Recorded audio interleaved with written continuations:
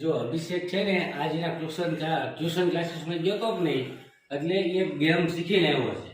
એ game છે ને એ બધા એના મિત્ર જોડે રમતો હતો અને એ આ ગેમ છે ને અમને ઘરે વખત રમાડે છે. કિસ્મત છે રમવા નાખી. એ તમને રમતનો વિડીયો દ્વારા દેખાડીશ. જો આટલા છે ને અભિષેકે ગોઠવેલું છે